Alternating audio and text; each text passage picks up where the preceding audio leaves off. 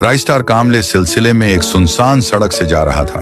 राइस्टार जब और थोड़ी दूर चलते जाता है तो उसकी नजर एक भिखारन पर गई। वो राइस्टार को आंख में आंसू लिए रोके बोल रही थी कि भैया मेरी कुछ मदद करो, मेरे बच्चा और मैं 3 दिन से भूखे हैं, सिर्फ मुझे 5 रुपए वरना 10 रुपए दे दो भैया। पर राइस्टार वहां से नजरअंदाज करके आगे जाने लगता है। उसी सड़क पर फटी बनियान में एक बूढ़ा टूटी टोकरी में कुछ फल बेच रहा था। वो बूढ़ा व्हाइट 444 को देखकर वो भी रोके कहता है, प्लीज मुझसे कुछ फल खरीद लो, मुझे पैसों को बहुत जरूरत है, मुझे मेरे बच्चे की स्कूल की फीस भरनी है, मैं बहुत मजबूर हूँ। ये सुन के व्हाइट ट्रिपल कहता, ये बूढ़े, मैं क्या अब गंदे सड़क के फल खाऊंगा? क्या वो भी तुझ जैसे इंसान से मैं मॉल के फल खाता हूँ, जहाँ तेरी जाने की भी औकात नहीं है? ये सब राइस्टार वहीं पर रखकर देख रहा था। यह कहकर व्हाइट 444 वहां से चला गया। राइस्टार को बहुत बुरा लगा। फिर राइस्टार भाग के कहां तो जाने लगा। वह अपने दोस्त अज्जू भाई के घर पर आता है और डोरबेल बजाता है। डोरबेल की आवाज सुनकर अज्जू भाई राइस्टार के सामने आता है और उसे पैसे देकर कहता है, अज्जू टेम्पल के सामने एक बूढ़ा टोकरी में कुछ फल लेकर बैठता है, उसके पास से सभी फल खरीद कर लेकर आओ, उसको ज्यादा ही पैसे देना, अब जाओ। यह सुनकर अज्जू भाई राइस्टार की बात सुनकर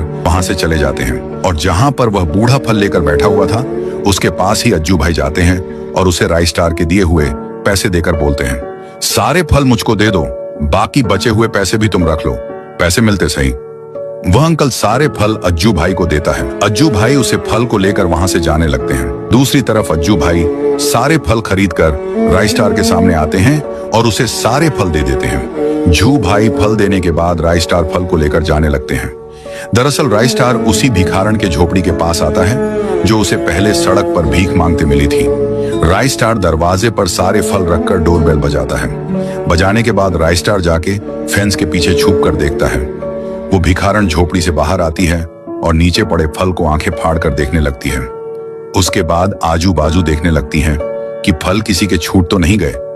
वह जब अच्छे से चारों तरफ देखने के बाद उसको कोई नहीं दिखता तो वह उसे फल को उठाती है और फल को अंदर लेकर चली जाती है। फिर राइस्टार जाकर खिड़की में झांकता है और देखता है कि वह भी भिखारन और उसकी बेटी राइस्टार के दिए गए फल बड़े मजे से खा रहे थे। उसकी बेटी बहुत खुश थी। राइस्टार ने ऐसा करके 2 गरीबों की मदद की। इस तरह मदद करो कि एक हाथ से दे तो दूसरे हाथ को भी पता न चले।